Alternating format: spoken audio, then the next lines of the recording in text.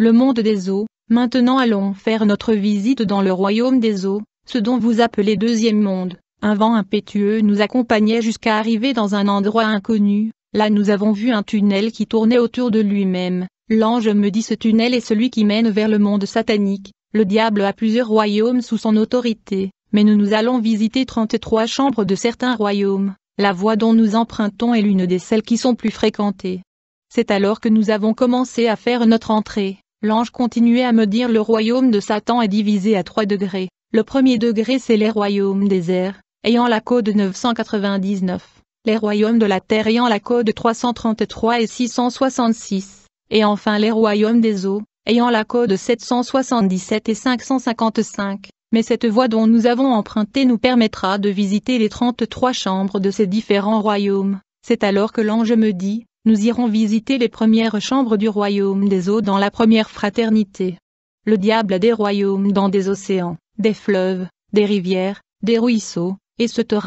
Ce sont des royaumes parallèles. Tu découvriras un monde sous l'eau. Les royaumes des eaux produisent l'impudicité, les adultères, et ces sirènes qui viennent de là aiment plus le sexe. Ils s'accouplent avec les gens du monde, et certaines personnes aillent chercher ces sirènes dans les eaux pour les épouser. Souvent ces sirènes portent des corps et partent dans la vie des gens pour amener des souillures. Ce sont des esprits d'impureté. Ils attaquent des gens par des désirs sexuels et des mauvaises pensées, ce qui leur sert des portes d'entrée. Pendant qu'il me parlait, nous arrivâmes devant l'océan Atlantique et une sirène se baignait en faisant voir ses seins. Elle avait une grande autorité sur ses eaux. L'ange me dit tu vois la reine de mer, c'est chez elle que des grandes figures du monde viennent chercher du pouvoir. Elle produit plusieurs religions sur la terre et des sectes. Toutes les dérives qui surviennent dans les eaux c'est elle qui est à la base. Des capitaines des gros navires prennent le pouvoir de naviguer dans l'océan chez elle. Elle oriente des bateaux des pêches, des sous-marins qui sont dans l'occultisme. Elle gère le trésor de l'eau. Elle contrôle le pouvoir des mensonges sur la terre. Il y avait des gens qui furent à son service. L'ange me dit ce sont des prisonniers qu'elle a captivés dans l'eau, ceux qui se sont noyés. Je voyais des gros bateaux qui venaient accoster. Aussi des gens qui descendaient au bord du rive et après ils commencèrent à faire des incantations. Certains d'entre eux avaient des livres, ils répétaient des sortes de langues qui furent écrits, le parler en langue. L'ange me dit, avertissez au monde, lorsque vous n'avez pas le don de parler en langue des anges ne l'apprenez pas. C'est ici qu'elles viennent, elles sont démoniaques, les langues de Dieu viennent du ciel. En les observant, lorsqu'ils ont fini leurs incantations, les eaux s'ouvrirent et j'ai vu une grande route, il y avait 2 êtres qui s'approchèrent. L'un portait une robe transparente qui montrait sa nudité et l'autre une robe blanche. Ils dirent, aujourd'hui ceux qui sont permis de visiter ce royaume des eaux sont des anciens membres et des nouveaux qui doivent être initiés. Ces incantateurs se prosternèrent et rendirent gloire à la reine puis entrèrent, mais en arrivant devant ces êtres chacun tapait le code de son appartenance, selon sa fraternité. S'ils te reconnaissent là tu prends l'accès. L'ange me dit, suivons ces gens, puis nous entrions. Et là on s'est retrouvé dans un monde comme celui de la terre, il eut des maisons luxueuses, des belles voitures, bref comme un monde réel. L'ange me dit ne te trompe pas de ce que tu vois, c'est du mensonge. Le diable promet ses adeptes de venir continuer leur vie ici en mourant sur la terre or c'est faux.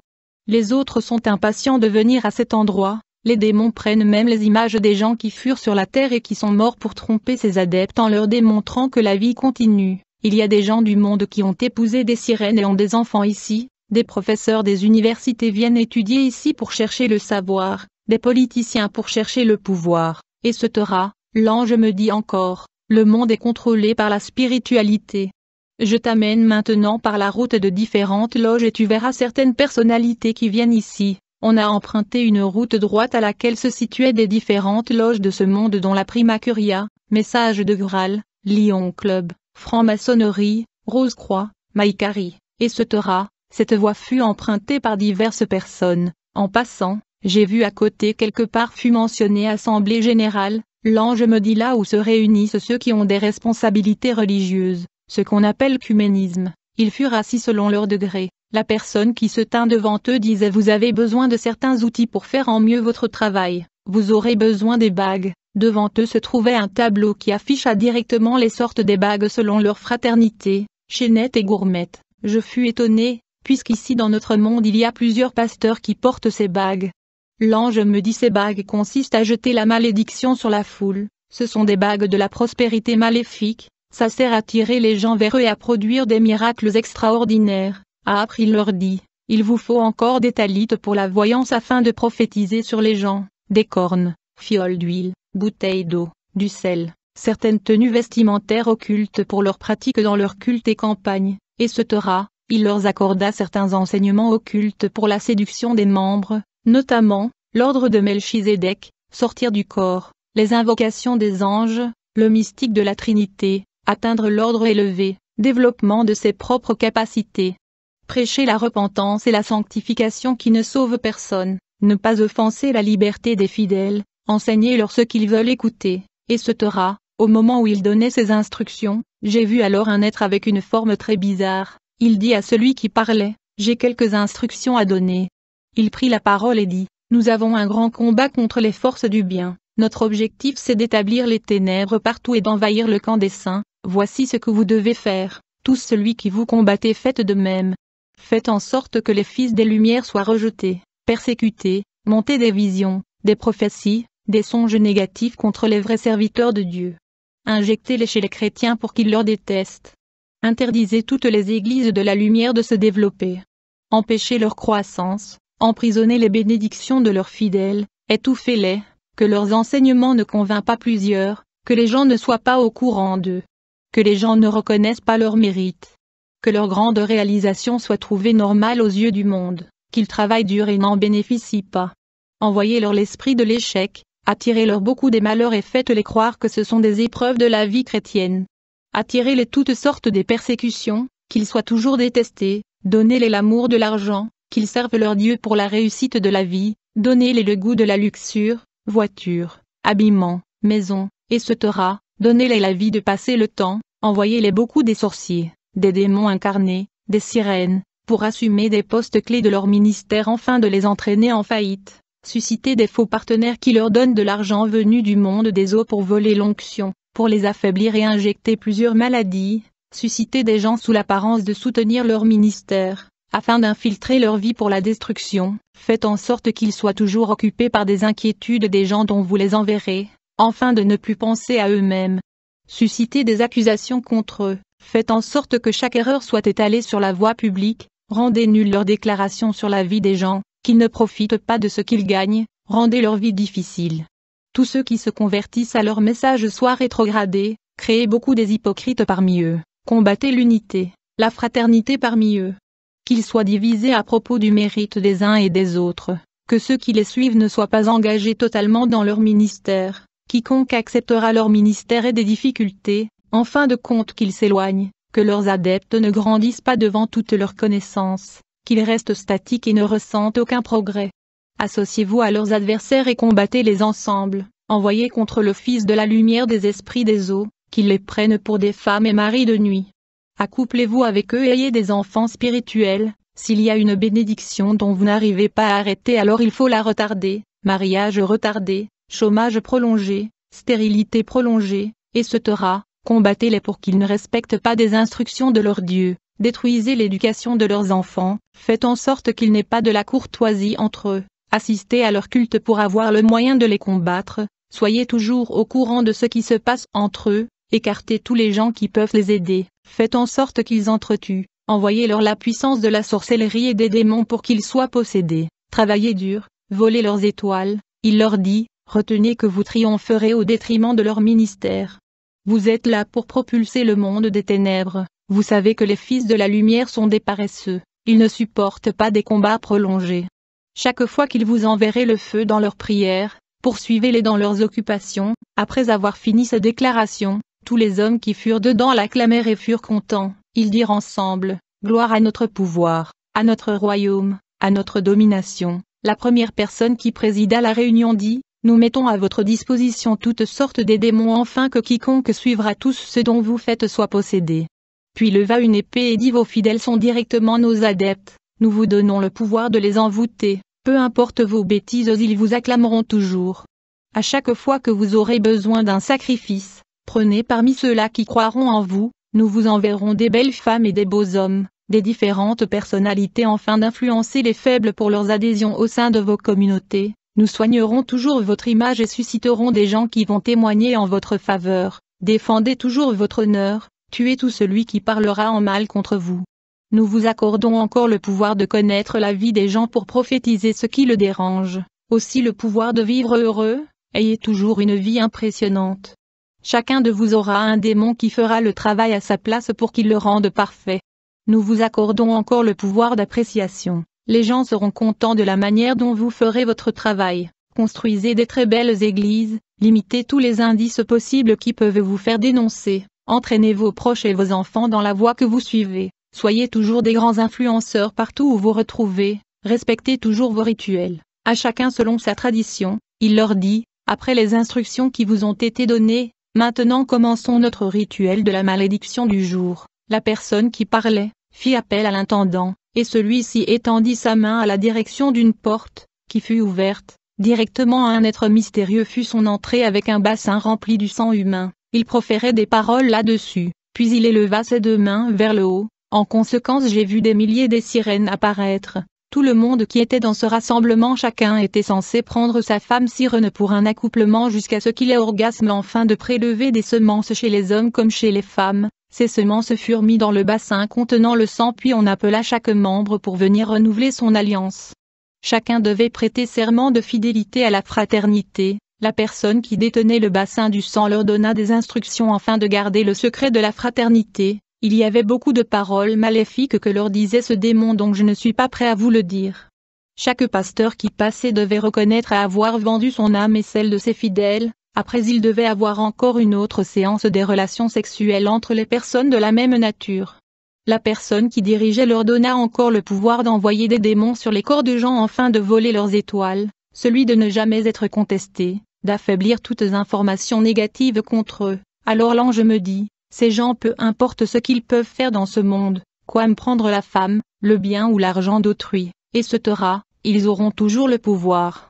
Même si quelqu'un répandait le mal à leur nom, il n'y aura rien comme conséquence. J'ai vu qu'on leur donnait aussi le pouvoir du maintien des fidèles dans leurs églises afin qu'ils croissent. Ils ont obtenu des cadenas, chacun prenait la liste de ses membres, l'introduisait à l'intérieur et renfermait le cadenas puis le déposa sur un vase. Des paroles suivirent cette opération. Vous êtes mes prisonniers et je vous dépose ici, j'ai le pouvoir sur vous et votre avenir. Il faisait beaucoup des rituels abominables, il me dit partons maintenant, nous sommes sortis et l'ange me dit je t'amène dans des prisons qui existent dans cet endroit et tu verras beaucoup de gens qui sont arrêtés ici. Marchant ensemble nous rencontrions des gens et l'ange me dit certains ont vendu leurs âmes au diable, ils sont venus vivre dans ce lieu, les écoles sataniques. L'ange me dit maintenant je t'amènerai dans des écoles sataniques et là tu verras comment les gens viennent de la terre pour apprendre des stratégies concernant la destruction de la vie humaine. Le grand enseignant de tout le temps c'est Jésus-Christ.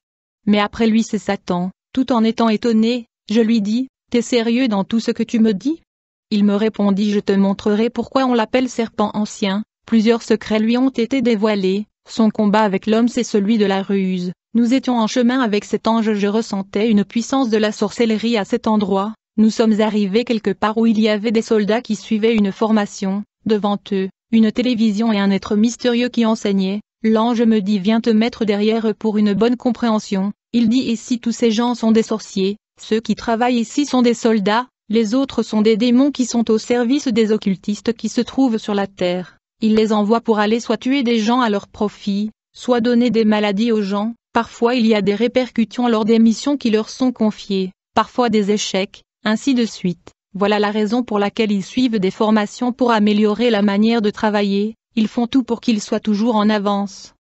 Même si leurs stratégies sont connues ou contrecalées, Satan fait de sorte qu'ils retournent apprendre des nouvelles pour qu'ils soient toujours en avance. Ézéchiel 28 verset 3. Alors je lui ai demandé qui est ce professeur qui les enseigne? Il me dit c'est un ange déchu spécialiste des attaques. C'est ça sa spécialité. Il a été mandaté pour donner la leçon d'aujourd'hui. Ces soldats avaient des grades différentes, alors on observait comment ils étudiaient. Le tableau fut scindé en deux parties. L'autre partie il y avait le plan du cours de toutes les leçons et l'autre partie la matière déjà. L'ange me dit de fixer bien le regard pour voir ce qui fut mentionné. Il était écrit, les attaques contre les chrétiens et les non-chrétiens, école des attaques. Le plan du cours était ceci, 1. Comment attaquer un chrétien, 2. Les stratégies d'une attaque, 3. Comment déstabiliser les chrétiens, 4. Comment ravir leurs étoiles et les affaiblir, 5. Que ce qui fait la force des chrétiens, 6. Les oppressions contre les chrétiens. 7. Le style de contrôle contre les chrétiens, etc. Nous sommes arrivés au moment où il parlait. Il dit à ces gens, nos ennemis principaux sont des fils de la lumière, ils ont un maître invincible qui les a accordé un grand pouvoir, une grande puissance, une grande autorité, une grande domination, mais ils sont inconscients, aussi longtemps que nous pouvons les maintenir dans l'ignorance, nous serons des maîtres supérieurs, eux ils ont tout, faisons de sorte qu'ils ne profitent pas de toutes ces choses, empêchons-les. Un soldat parmi tant d'autres lui posa son cas et dit, j'avais condamné 40 détenus, 3 d'entre eux après avoir accepté leur maître comme Seigneur et Sauveur, en pratiquant certaines prières ils se sont libérés. Alors le professeur lui demanda leur nom, il lui cita ces noms, et puis ce professeur qui était Él, ange déchu spécialiste des attaques projeta leurs images à la télé mystique. J'ai vu les images de ces gens apparaître avec une lumière sur les fronts, je dis à mon compagnon, comment ils ont des lumières, il me répondit continue d'abord de suivre après je te donnerai des explications. L'ange professeur énuméra les failles de ce soldat, la première des choses c'est le nom de son Seigneur, tu ne pouvais pas lui laisser obéir à lui, puisqu'en lui obéissant il assurera sa protection. Tu devais lui empêcher de méditer la Bible, tu devais lui empêcher d'être fidèle à la prière, tu devais lui empêcher de croire à toutes les promesses que Dieu lui a données, tu devais lui empêcher d'avoir l'amour du prochain, tu devais lui empêcher d'écouter la voix de l'Esprit qu'ils ont reçue. Ces choses constituent un grand danger pour des prisonniers. L'ange du Seigneur me dit ceci, tu vois tout ce qu'il a mentionné, c'est ça la clé des enfants de Dieu, c'est de là que dépend la liberté de votre vie chrétienne. Il eut encore un autre soldat qui soumit son problème aussi, il dit, j'ai une prisonnière qui est ma nièce, c'est par rapport au nom familial qui m'a permis d'avoir un pouvoir sur elle. Le professeur l'interromput disant, tu as déjà des bonnes raisons puisque son nom possède des alliances contractées, son père est mort avec tes dettes. Sa mère insulta un enfant d'autrui qu'il a un mauvais visage, mais ce démon dit à l'ange déchu qui était professeur des attaques, « Maître, malgré tout ça je n'arrive plus à la voir, puisqu'elle constitue un danger pour moi. » Ce dernier temps, elle commence à fréquenter une église. Sur la demande du professeur on projeta son image et on le vit partir à l'église. Ils dirent faisons par tout le moyen de lui séparer de cette église parce que de là viendra sa délivrance. La cible principale c'est maintenant le pasteur et l'église. L'ange déchu leur dit, on doit donner à cette sœur des mauvaises visions contre cette église, préparons 6 songes que nous allons donner à cette sœur contre ce pasteur et communiquons-les chez la fille.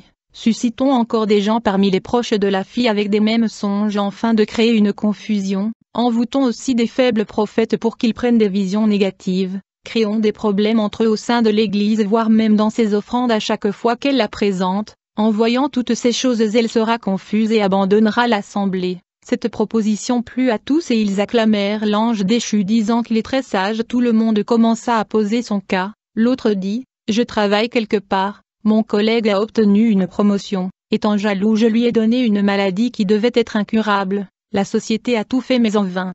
Un jour alors qu'il fut renvoyé de l'hôpital, une amie de sa femme lui a rendu visite à la maison et lui montra un pasteur. Après des séances des prières il obtint sa guérison et fut rétabli à son poste de travail. Alors je suis déçu, l'ange déchu lui dit on doit poursuivre tous ceux qui ont interféré à ce problème en commençant par la dame, le pasteur, etc. Comme le nom du pasteur fut inconnu, on projeta son image et l'ange déchu lui dit, on doit étudier 2 choses, ses côtés forts et faibles. Parmi ses côtés forts, il avait une vie de prière intense, l'amour des gens, une vie de la sanctification, etc. Ses côtés faibles, il ne supporte pas la bénédiction des autres. Il parle facilement le mal des autres, il aime manger chez les gens, s'attacher à des filles, il ne refuse rien de tout ce qu'on lui propose. L'ange déchu dit, pour lui vaincre il faudrait d'abord fragiliser sa vie des prières. Suscitons quelqu'un de notre camp qui est dans son église pour qu'il prépare la nourriture. Dès que le pasteur mangera, nous allons affaiblir sa connaissance, lui diminuer l'appétit de la méditation, il y aura encore quelqu'un qui lui présentera une offrande. Après nous allons le conduire pour acheter un vêtement chez l'un de nous et enfin lorsqu'il portera cet habit désormais nous serons logés en lui. Je fus tellement étonné disant, donc c'est de telle manière que les satanistes agissent.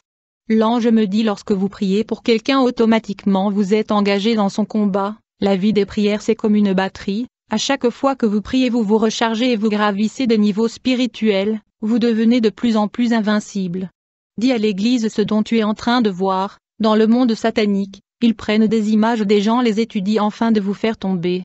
Dis à l'église de rester sobre, de vaquer à la prière, de ne pas ouvrir la porte à l'adversité. Pendant que l'ange m'expliquait, l'un des satanistes qui fut là posa aussi son problème. Il dit: ça fait des années dont je combats ma fille pour qu'il ne se marie pas, mais elle constate que ça fait 2 semaines qu'elle commence de sortir de son emprise.